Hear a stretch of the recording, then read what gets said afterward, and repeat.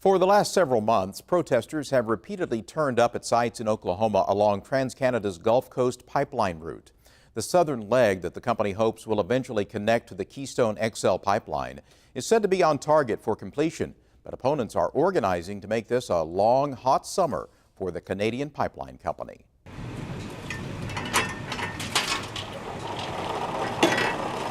This is how Oklahomans understand production of crude oil. And this is how it is done in the tar sands region of Alberta, Canada. It is the impact on the environment and the eventual product that comes from scraping the land with huge machines and trucks that has inspired people of all ages and backgrounds to get involved in protests of the Keystone XL Pipeline. The pipeline will become the main conduit for moving tar sands oil, known as bitumen, to Texas Gulf refineries. TransCanada is nearing completion of its Gulf Coast southern leg of the pipeline, a 500-mile-long, 36-inch crude oil pipeline that will connect storage tanks in Cushing to refineries in southern Texas.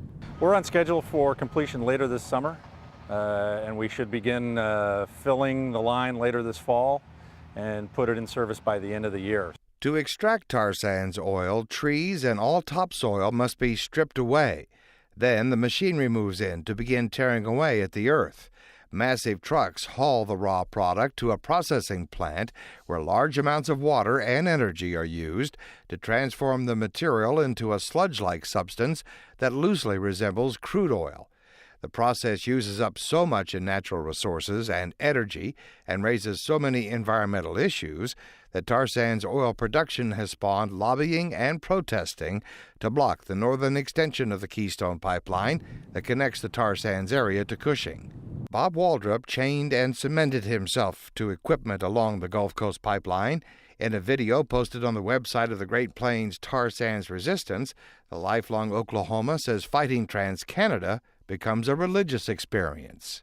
By standing against it, we follow the example of Jesus Christ himself, who took a whip and drove the money changers out of the temple. I'm sure that probably violated the city ordinances of Jerusalem. Earl Hatley is Grand River Keeper for the Grand River Watershed. In a video posted by another website, Hatley explained his opposition is based in part on violation of human rights and the impact on indigenous peoples. Are now suffering with cancer and other diseases because of the digging up of the boreal forest and the contamination of the Athabasca River. Gwen Ingram protested at a pipeline work location in Bryant County after tar sands oil spilled from a ruptured pipeline in March of this year in Mayflower, Arkansas.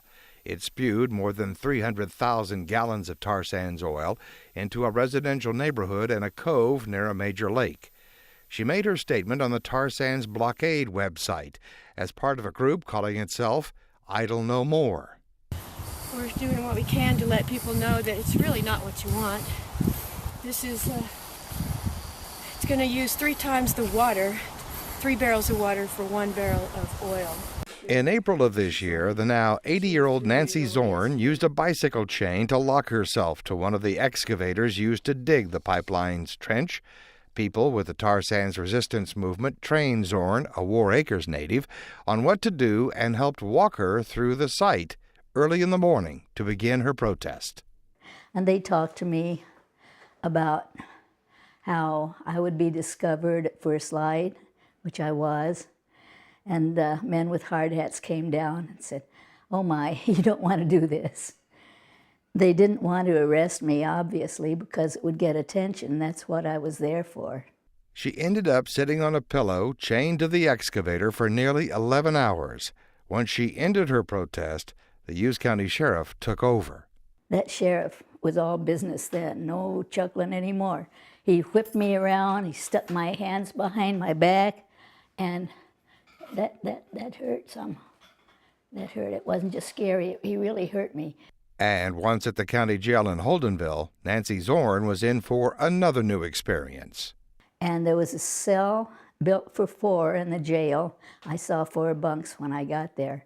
I stood at the door and I smiled and I said, "This doesn't look so bad. You were fooling me about all these mean women." And I swear they all jumped up and they cleared a path, and then they all gathered around and they looked at me. They said, You've never been in jail before, have you? Casey Camp-Horinek is an elder of the Ponca Nation. She says a diverse and large coalition is in place to continue the pipeline protests all summer. That includes us and several other tribes up there, as well as ranchers, and so we're partners in this. We have actually got a Cowboy and Indian Alliance, or the new CIA. Camp-Horinek says the Gulf Coast pipeline route was devised so it doesn't actually cross any Ponca trust lands, but it's a route, she says, that raises increased concern over the potential for leaks. So that in order to avoid trust land, they'd go over here just a bit and just a bit over this way and just a bit this way and zigged and zagged. So we know that every joint in that is another potential leaking place. A concern that just 7 months ago led the Canadian government to take action. The Canadian Energy Board cited TransCanada for faulty welds on its pipelines. The federal energy regulator said it would not put up with further infractions of regulations related to welding inspections. As it turned out, bitumen from Canada has been moving through Oklahoma since 2010. The second phase of the Keystone Pipeline system terminates right now at Cushing. It comes down from Steel City, Nebraska, which is near the Kansas border, straight south through Kansas, and then through Kay, Noble, and Payne County, and terminates at Cushing. So that line was placed in service about 2 years ago. TransCanada has already built a brand new pumping station just north of Marlin, Oklahoma. The pump station represents what Prescott says is clear anticipation that the Keystone XL will win approval from the White House. That may be for expansion of the line once we get Keystone XL done on the northern section. Pumping stations like this have to be built about every 50 miles along the pipeline to keep what's inside moving, and they don't come cheap. Each station costs tens of millions of dollars. TransCanada is so confident it will win this fight, it built this station before the pipeline was approved. I think we're anticipating approval on Keystone XL, the northern leg. TransCanada says its pipeline is thoroughly inspected, faces strict environmental controls, and is built to the highest standards. The company hopes the Obama administration grants the permit it needs to finish the Keystone XL pipeline by the end of the year.